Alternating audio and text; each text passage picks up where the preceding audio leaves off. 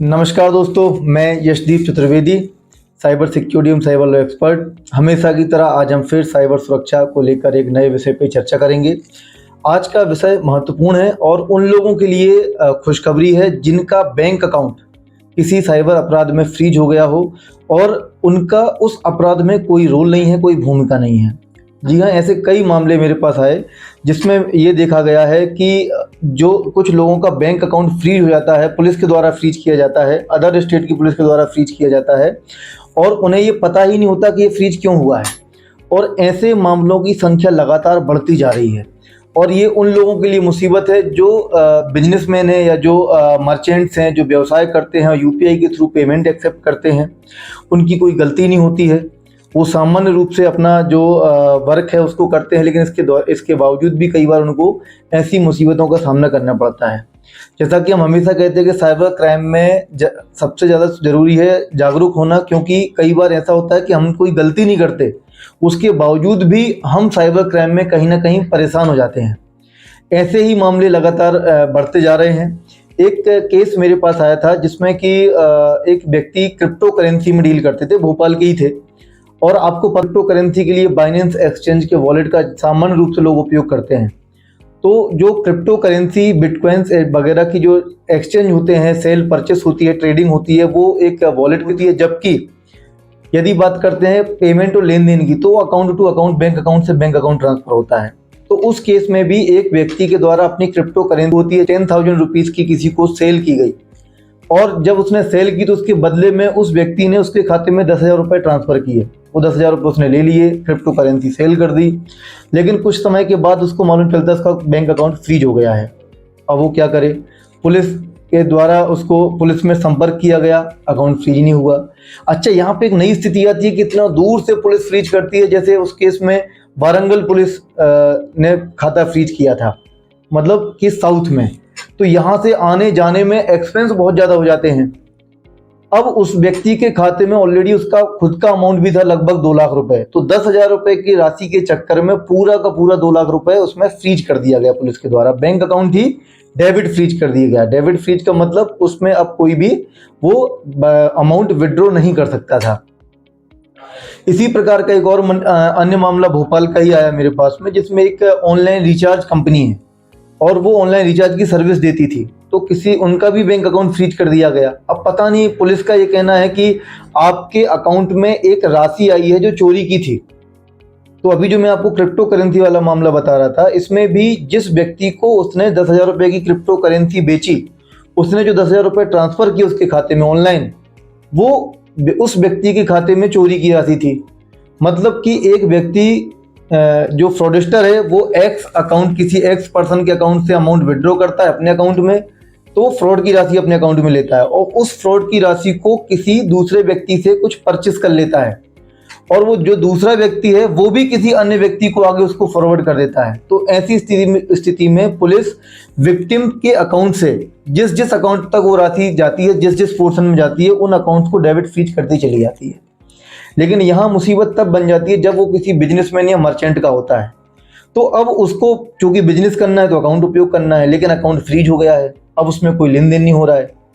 तो कभी पर्सनल भी किसी का है तो उसके खाते में उसने मात्र 2,000 रुपये राशि का कुछ बेचा या 10,000 रुपये राशि का बेचा। एक मध्य प्रदेश में इटारसी का केस आया था, एक ज्वेलरी शॉप थी, उनका ज्वेलरी का बिजनेस था। उनके यहाँ एक सुबह सुबह बंदा आता है और वो कहता है कि मुझे कुछ ज्वेलरी परचेस करनी है।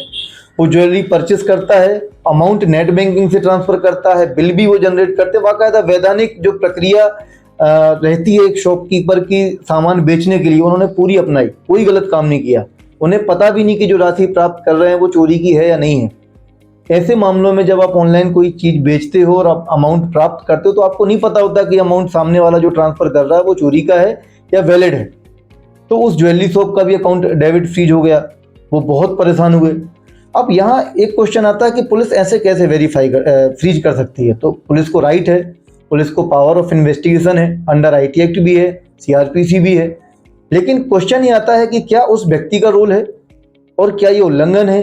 इसके लिए कानूनी प्रावधान क्या है? क्योंकि इसमें सबसे बड़ी जो प्रॉब्लम आती है उस व्यक्ति को आती है जिसके पास गलती से वो रुपये आ गए। जैसे आप अमेजोन, फ्लिपकार्ट इत्यादि पे कुछ परचेस करते हो, आपने परचेस किया, अमाउंट ट्रांसफ़र किया, तो अमेजोन को नहीं पता कि आप जो रुपए ट्रांसफर कर रहे हो अपने अकाउंट से कर रहे हो या किसी फर्जी अकाउंट से कर रहे हो, पर अमेजोन का अकाउंट तो कभी फ्रीज नहीं किया गया पुलिस के द्वारा, या बड़े जो मर्चेंट्स हैं उनका तो नहीं किया जाता है। फिर इनका छोटे छोटे अकाउंट्स को फ्रीज कर दिया गया। चलिए वो कानूनन किया गया, लेकिन उसको कहीं उसमें कानून का उल्लंघन तो नहीं हो रहा। इसमें आप अपने खाते को कैसे वापस डिफ्रीज करा सकते हो, क्योंकि यदि आपको एक मान के चलिए आप मध्य प्रदेश भोपाल में रहते हो या कहीं अदर स्टेट में रहते हो, दूसरा स्टेट उसको आपके अकाउंट को फ्रीज करता है, दूसरे स्टेट की साइबर सेल आपके अकाउंट को फ्रीज करती है, तो आपको वहां तक आना जाना, इंक्वायरी करना बहुत कॉस्टली पड़ जाता है। तो यहाँ पे without proper investigation, without proper notice आपको वहां तक जाने के लिए कई बार मुसीबतों का सामना करना पड़ सकता है। ऐसे में इस समस्या से बाहर कैसे आए, क्योंकि आपकी कोई गलती नहीं है। इसके लिए लॉ क्या कहता है, बिकॉज इसमें there is no allegation on the part of person of the cheating or obtaining property by fraud. Even then there is no allegation against person. The police has not issued or served any notice to regarding the case to petitioner or to produce any evidence related to transfer of fund to the person account from account of कोई आप मतलब victim के खाते से direct आपके खाते में रुपए नहीं आया, आपको जानकारी भी नहीं दी, बैंक भी आपको जानकारी नहीं दे रहा, या कभी कभी बैंक नोटिस भी दे देता है पर आपको नहीं पता किस पुलिस अधिकारी ने कराया है। तो पुलिस ने फ्रीज कराया, उसके बाद एटलीस्ट पुलिस को आपको नोटिस भेजना चाहिए कि किस संबंध में किया गया। इसको लेकर क्या कानूनी प्रावधान है हम उस पर चर्चा करेंगे, ताकि आप इससे रिकवर, इससे बाहर कैसे आए।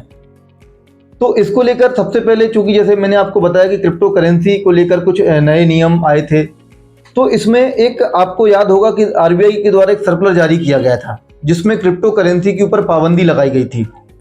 तो इसके अगेंस्ट एक एप्लीकेशन फाइल हुई थी, पेटिशन फाइल हुई थी सुप्रीम कोर्ट ऑफ इंडिया में, internet and mobile association of India versus reserve Bank of India, जिसमें आरबीआई के सर्कुलर को इस ग्राउंड पे इशू भी चैलेंज भी किया गया था। The circular was also challenged on the ground that denial of access to those accounts who trade in cryptocurrency would tantamount to denial of their constitutional rights to carry out any trade or profession। सो यहाँ पे आप किसी के ये challenge किया गया कि आप ऐसे कैसे किसी को रोक सकते हो, उसका जो बैंक अकाउंट है उसका राइट है कि उसको एक्सेस करे, आप उसको एक्सेस करने से रोक रहे हैं। तो इसमें ये सुप्रीम कोर्ट आदेश दिया गया था इस याचिका में। Supreme Court ordered Reserve Bank of India and central bank to defreeze the bank account of entities involve in business of crypto currency. जो भी क्रिप्टो करेंसी में डील करते हैं उनके अकाउंट को डिफ्रीज किया जाए, और उनको लेकर और भी अन्य प्रावधान आए थे। तो ये पहला मामला था जिसमें अकाउंट फ्रीज किया गया था और फिर डिफ्रीज किया गया था। अब हम समझेंगे कि आखिर इस जो बैंक अकाउंट आपका है इसको लेकर, चूंकि आप बैंकिंग ऑनलाइन करते हो, इलेक्ट्रॉनिक बैंकिंग करते हो, और इंडिया में आईटी सर्विसेज को लेकर जो कानून बना है वो है information technology act, the information technology act 2000, जिसमें आईटी सर्विसेज को लेकर, कंप्यूटर रिसोर्सेज को लेकर, ऑनलाइन सर्विसेज को लेकर नियम प्रावधान बनाए गए हैं। तो आखिर आईटी एक्ट में बैंक अकाउंट की पोजीशन है क्या?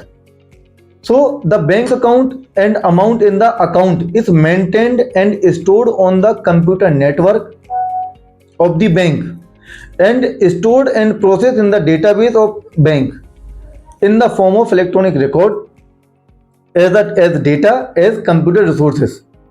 तो कंप्यूटर रिसोर्स के रूप में डेटा को परिभाषित किया गया है। कंप्यूटर रिसोर्स की आईटी एक्ट में एक स्पेसिफिक डेफिनेशन है जो अंडर सेक्शन 21K में डिफाइन किया गया है, जिसमें computer resource means computer system, network, data, computer database and software, ये सभी चीज़ें शामिल हैं।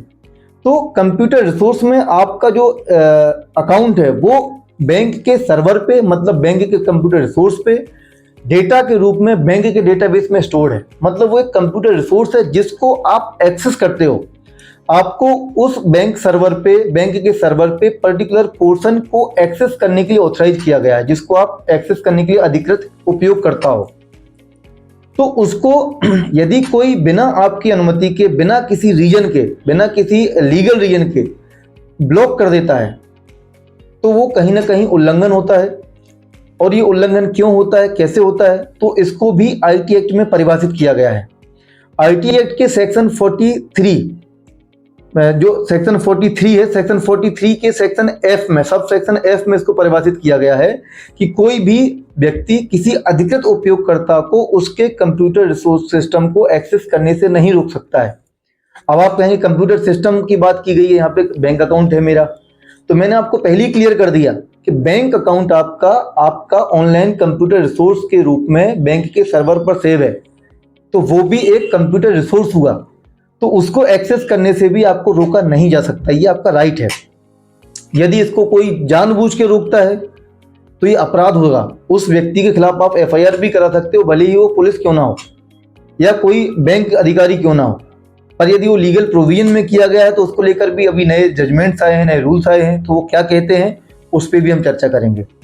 पर यदि उसका बिना रीजन के किसी ने जानबूझ के करके रखा है तो उसके लिए वो क्षतिपूर्ति भी आपको करेगा और आप उसके खिलाफ शिकायत भी कर सकते हो, क्योंकि आपने कोई अपराध नहीं किया। जो राशि आपके पास आती है, मैं इस पर भी क्लियर करूंगा, क्योंकि पुलिस का ये कहना है कि भाई या जांच एजेंसियों का ये कहना होता है कि जो आपके पास जो राशि आई है वो कहीं ना कहीं किसी फ्रॉड से रिसीव हुई है, वो प्रोसीड ऑफ क्राइम से में जुड़ी हुई है। जब कोई किसी विक्टिम के खाते से किसी अन्य खाते में जाता है, फिर अन्य खाते से आपके पास आ गया, तो वो एक प्रोसीड ऑफ क्राइम से जुड़ी हुई है। लेकिन क्या इसमें आपका कोई रोल है? क्या आप क्या जानते हैं? और आईटी एक्ट किसको अपराध कहता है? नो डाउट, यदि आप चोरी का डेटा प्राप्त करते हैं, चोरी की हुई किसी कंप्यूटर रिसोर्स को प्राप्त करते हैं, तो अपराध है। तो यहां पर आईटी एक्ट में सेक्शन 66B में स्पष्ट रूप से कहा गया है कि punishment for dishonestly receiving stolen computer resources और कम्युनिकेशन डिवाइसेस। तो यहाँ पे डिसऑनेस्टली मतलब बेईमानी पूर्वक या गलत तरीके से प्राप्त करने का जिक्र किया गया है, वो भी स्टोलन कंप्यूटर रिसोर्सेज। तो कंप्यूटर रिसोर्सेज में बिल्कुल डेटा आता है, जो बैंक की राशि है आपकी जो ट्रांसफर होती है बैंक अकाउंट से, वो कोई डायरेक्ट कोई मनी तो ट्रांसफर नहीं होती, वो डेटा के रूप में मनी ट्रांसफर होती है। और जो भी वो डेटा को मनी को डेटा के रूप में अपने अकाउंट में प्राप्त करता है वो अपराध करता है। लेकिन जो जानबूझ के करता है, मतलब जिस व्यक्ति के द्वारा वो विक्टिम के खाते से अपने खाते में ट्रांसफर किया गया और उसके अन्य साथी जो कमीशन लेते हों, आपने सुना होगा कि कमीशन के बेस पर आजकल लोग बैंक अकाउंट रेंट पे दे देते हैं, तो जो जानबूझ कर ले रहा है अपने अकाउंट में राशि, वो तो अपराध कर रहा है। लेकिन जिस व्यक्ति को ये पता ही नहीं है कि वो चोरी की है, वो कैसे इस अपराध में शामिल होगा? यहाँ लिखा है कि whoever dishonestly receive or retain any stolen computer resources, अर्थात कोई व्यक्ति का उसको पता है कि चोरी की डेटा है या चोरी की राशि है इसके अकाउंट में और उसको प्राप्त करता है, या उसके पास एक रीजन होता है कि चोरी की है और वो प्राप्त करता है, तब वह अपराध कारित करता है, जिसके लिए 3 साल तक की सजा का प्रावधान है।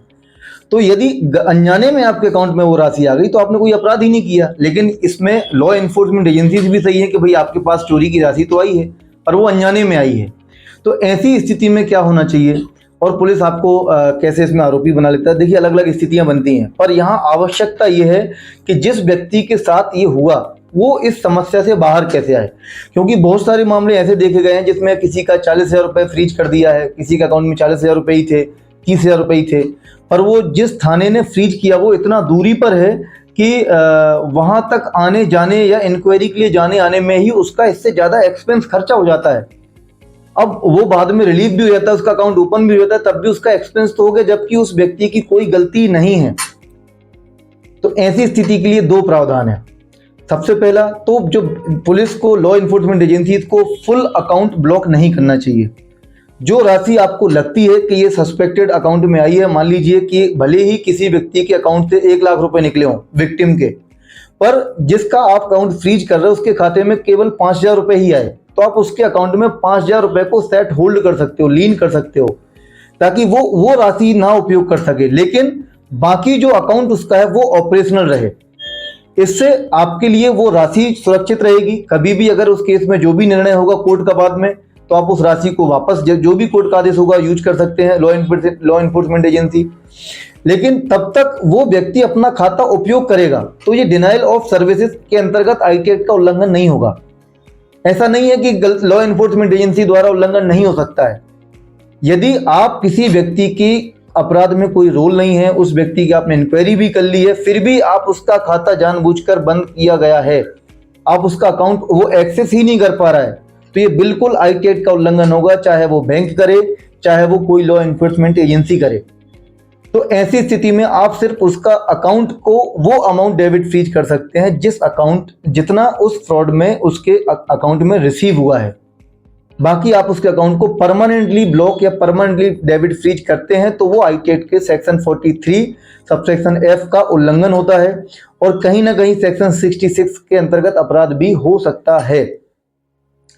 तो इसमें अब नया एक जजमेंट आया है, नया केस लॉ आया है जो कि केरला हाई कोर्ट ने जारी किया है। इसमें ये याचिका लगाई गई थी, बहुत सारी याचिकाओं को कॉमन करते हुए केरला हाई कोर्ट के द्वारा एक सितंबर 2023 में ऑर्डर पास किया गया है, जिसके अंतर्गत 8 महीनों के अंदर एक समाधान बताया गया है हाई कोर्ट के द्वारा, जिसमें उन्होंने आदेश दिया है कि लॉ एनफोर्समेंट एजेंसी बैंक इसको 8 महीने में शामिल करें। इसमें अलग अलग बैंकों को, अलग अलग स्टेट की पुलिस को इसमें पार्टी बनाया गया, जैसे reserve Bank of India, axis bank, ICICI bank, DGP Gujarat और डीजीपी केरला, राजस्थान पुलिस, ऐसे अलग अलग पुलिस ऑफिस एजेंसीज को इसमें पार्टीज बनाया गया। Home ministry, government of India, union of India को भी इसमें पार्टी बनाया गया और सभी का व्यू लेते हुए हाई कोर्ट ने आदेश पारित किया, जिसमें हाई कोर्ट ने कहा कि भाई यूनिफाइड जो पेमेंट सिस्टम है, यूपीआई सिस्टम है, बहुत ईजी है और बहुत अच्छा है। इससे लगातार जो इसकी ग्रोथ है, लोग यूज कर रहे हैं, इसका रेट ऑफ यूज बढ़ता चला जा रहा है, लोगों को इसमें सुविधाएं हो रही हैं। लेकिन इसके यूज के साथ साथ इससे संबंधित जो साइबर अपराध हैं वो भी बढ़ रहे हैं। ये एक चिंता का विषय है क्योंकि साइबर अपराधी इसकी तकनीकी जो फीचर्स हैं उसका फ़ायदा उठाते हैं, जिसकी जानकारी लोगों को नहीं होती है। अब एक व्यक्ति, एक मर्चेंट है, शॉपकीपर है, वो अपने दरवाजे में क्यूआर कोड लगा के रखता है शॉप के। आप उससे 10,000 रुपये की शॉपिंग करते हो और उसका क्यूआर कोड स्कैन करके उसको पेमेंट कर देते हो। अब उसको कैसे पता होगा कि ये चोरी का है या सही है? तो एक इंडिविजुअल व्यक्ति है तो उसका अकाउंट आप फुली फ्रीज कर देते हैं। वहीं अगर कोई online e commerce service provider है, कोई रिलायंस ट्रेंड की तरह कोई बड़ा मॉल है, उसका आप फ्रीज नहीं करते हैं। तो ऐसी स्थिति में क्या करना चाहिए? तो इसमें हाईकोर्ट के द्वारा जब होम मिनिस्ट्री का जवाब आया, हाईकोर्ट के द्वारा पूछा गया, तो होम मिनिस्ट्री के जो सरकारी वकील थे उनके द्वारा बताया गया कि हमने एक NCCP national cyber crime portal develop किया है, जिसमें लोग जिनके साथ फ्रॉड होता है वो शिकायत करते हैं। शिकायत प्राप्त होने के बाद हम जिस स्टेट से मिलती है उस स्टेट की एजेंसीज को हम फॉरवर्ड कर देते हैं और वो लोग अकाउंट को फ्रीज करते हैं। तो ये उनका आदेश होगा कि अकाउंट फ्रीज कब तक करना है और करना है या नहीं करना, ये जांच का विषय होता है। तो इस पे हाई कोर्ट के द्वारा फिर आदेश दिया गया और बहुत अच्छा आदेश मैं कहूँगा कि जिसको हम कह सकते हैं कि इससे उन लोगों को राहत मिल गई जिन लोगों के साथ ऐसा कोई फ्रॉड हुआ था। तो हाई कोर्ट ने कहा कि वास्तव में यदि आपराधिक जांच में कुछ और पाया जाता है, मान लीजिए कि आपका अकाउंट फ्रीज तो कर दिया लेकिन आपका उसमें भविष्य में कोई रोल ही नहीं है, कोई रोल नहीं पाया जाता, फिर भी आपके अकाउंट में जो राशि थी वो फ्रीज है, और उसकी रिकवरी कैसे होगी? क्योंकि आपने किसी को वो कुछ सेल किया, आपके शॉप से उसने 20,000 रुपीज का कुछ परचेस किया, तो आपने सामान उसको दे दिया, मतलब आपने वैध रूप में वो राशि प्राप्त की। उसमें ये याचिकाकर्ताओं जो भी पीड़ित हैं उनको जो राशि उन्होंने ली वो किसी वैध तरीके से ली, वो इस बात से बिल्कुल अनजान थे कि ये अपराध की राशि है, तो ऐसे में उनसे रिकवरी कैसे की जा सकती है? तो ये एक सोचने का विषय था। तो इसमें हाईकोर्ट के द्वारा डायरेक्शन दिए गए कि जो भी बैंक हैं उन बैंकों को आदेश दिया गया कि याचिकाकर्ताओं के खाते को डेबिट फ्रीज करने के आदेश को सिर्फ उसी सीमा तक रखा जाए जितना उनके खाते में फ्रॉड की राशि में से अमाउंट आया है। मान लीजिए किसी व्यक्ति के खाते में 10,000 रुपये ही फ्रॉड का आया है तो उसका केवल 10,000 रुपये ही फ्रीज किया जाए, बाकी का जो आदेश है वो बाकी का जो अकाउंट है वो आप एक्टिवेट करिए ताकि जो पीड़ित हैं वो उसमें लेन देन कर सकें और उसका अपने अकाउंट को एक्सेस कर सकें। इसमें हाईकोर्ट ने आगे ये भी कहा कि पुलिस अधिकारी इन मामलों में शामिल हैं, उन्हें अब जो भी संबंधित बैंक में उन्होंने खाते फ्रीज कराए गए हैं लोगों के, याचिकाकर्ताओं को जिन्होंने केस फाइल किया था, वो उन्हें आदेश दें कि आखिर जो बैंक अकाउंट है वो कब तक फ्रीज किया जाना है और फ्रीज करने की आवश्यकता है या नहीं है। इसके अतिरिक्त ये भी कहा गया कि जब बैंक ये सूचना पुलिस अधिकारियों से प्राप्त कर लेंगे तो तुरंत इसका पालन भी करेंगे और 8 महीने के अंतर्गत इन चीज़ों को क्रियान्वित किया जाए और लोगों के अकाउंट्स के संबंध में सही निर्णय भी लिया जाए। तो ये बहुत अच्छा एक खबर है कि अगर आपके साथ कभी ऐसा कुछ हुआ है तो आप बिल्कुल कोर्ट में याचिका लगा सकते हो। आप उस अथॉरिटी, पुलिस अथॉरिटी को जहाँ से आपका अकाउंट फ्रीज हुआ है, उनको रिक्वेस्ट कर सकते हो कि सर मेरा इस अपराध में कोई लेन देन नहीं है, मैंने कोई भूमिका प्ले नहीं करी है मेरी, और उसको उनको साक्ष्य दे सकते हो कि आपने क्या सेल किया है, क्या परचेस किया है, कैसे आपकी राशि आपके अकाउंट में पहुंची है। तो स्वाभाविक सी बात है कि वो अब आपके अकाउंट को कंप्लीट फ्रीज नहीं करेंगे। और इसके लिए अभी मेरे पास कुछ ऐसे लोग जिनके केसेस फाइल हुए थे, वो लोग आए हैं और उन्होंने बताया कि पुलिस के द्वारा हमें कॉल किया गया कि आपके अकाउंट में जितना अमाउंट हुआ था उसको फ्रीज करने के अलावा बाकी अकाउंट आपका डीफ्रीज कर दिया जाएगा। इसके अतिरिक्त जो विशेष एक न्यायालय है अंडर आईटी एक्ट, जिसको हम सामान्य शब्दों में साइबर की सिविल कोर्ट कह सकते हैं, the office of adjudicating officer, ये हर राज्य के में होता है। और जो स्टेट के आईटी सेक्रेटरी होते हैं, principal secretary of information technology department, वो एज अ सिविल कोर्ट की पावर से हेयरिंग करते हैं। वहाँ पे आप अपनी एप्लीकेशन फाइल कर सकते हो, क्योंकि आपका जो बैंक अकाउंट है वो कंप्यूटर रिसोर्सेज में है और उसके लिए अंडर सेक्शन 43 आप एप्लीकेशन फाइल कर सकते हो। मेरे पास भी कुछ मैटर्स आए थे, जिसमें मैंने एक मैटर जो मध्य प्रदेश में जो एडजुडिकेटिंग ऑफिसर का कार्यालय है वहाँ पे फाइल किया हुआ है। तो इस तरीके से अलग अलग प्लेटफॉर्म्स पे आप अपना एप्लीकेशन फाइल कर सकते हो, जिसमें आपको शीघ्र रिलीफ मिलेगी। और उम्मीद करूंगा कि ये जानकारी आपके लिए उपयोगी साबित होगी। उम्मीद करेंगे कि आज के विषय पर बनाया गया वीडियो आपके लिए उपयोगी साबित होगा, और इसी तरह के वीडियो देखने के लिए आप चैनल को सब्सक्राइब कर सकते हैं। धन्यवाद।